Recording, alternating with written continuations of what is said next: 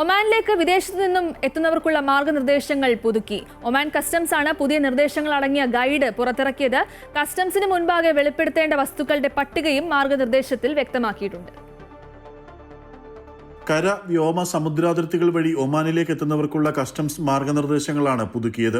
6000 Omani റിയാൽ പണമായോ, തുല്യതുകയ്ക്കുള്ള ചെക്കുകൾ, സെക്യൂരിറ്റികൾ, ഓഹരികൾ, payment ഓർഡറുകൾ, അമൂല്യ ലോഹങ്ങൾ, സ്വർണം, വജ്രം, 6000 റിയാലിന് തുല്യമായ വിദേശ കറൻസികൾ എന്നിവ കൈവശമുണ്ടെങ്കിൽ കസ്റ്റംസിനോട് വെളിപ്പെടുത്തണമെന്ന് പുതുക്കിയ മാർഗനിർദ്ദേശത്തിൽ പറയുന്നു. ഒമാൻ കസ്റ്റംസ് വെബ്സൈറ്റ് വഴിയും ഡിക്ലറേഷൻ നടത്താം. അജ്ഞാതരിൽ നിന്നും ലഗേജുകൾ സ്വീകരിക്കരുത് എന്നും മാർഗനിർദ്ദേശത്തിൽ വ്യക്തമാക്കുന്നു.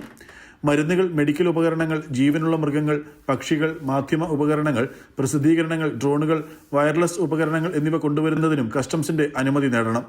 ആയുധങ്ങൾ, ലഹരി വസ്തുക്കൾ, ആയുധങ്ങളുടെ ആകൃതിയിലുള്ള കളിപ്പാട്ടങ്ങൾ, യൂണിഫോമിന് സമാനമായ വസ്ത്രങ്ങൾ എന്നിവ ഒമാൻ ഏകീകൃത കസ്റ്റംസ് നിയമപ്രകാരം നിരോധിച്ച വസ്തുക്കളാണ്. യാത്രക്കാർ തെറ്റായ വിവരങ്ങൾ നൽകുകയോ കൃത്യമായ വിവരങ്ങൾ നൽകുന്നതിൽ വീഴ്ച വരുത്തുകയോ ചെയ്താൽ 3 വർഷം വരെ തടവും 10,000 ഒമാനി റിയാലിൽ കൂടാത്ത പിഴയും ശിക്ഷ ലഭിക്കും. വ്യക്തിഗത ഉപയോഗത്തിനുള്ള വീഡിയോ ക്യാമറ, കൊണ്ടുനടക്കാവുന്ന സംഗീതോപകരണങ്ങൾ, മൊബൈൽ ഫോണുകൾ, TV റിസീവർ, ഭിന്നശേഷിക്കാർക്കുള്ള കസേരകൾ, സ്ട്രോളറുകൾ, വ്യക്തിഗത വസ്തുക്കൾ, പ്രിന്റർ, വ്യക്തിഗത ഉപയോഗത്തിനുള്ള മരുന്നുകൾ എന്നിവ കസ്റ്റംസ് തീരുവയിൽ നിന്നും ഒമാൻ ഒഴിവാക്കിയിട്ടുണ്ട്. Amrita news, Middle east.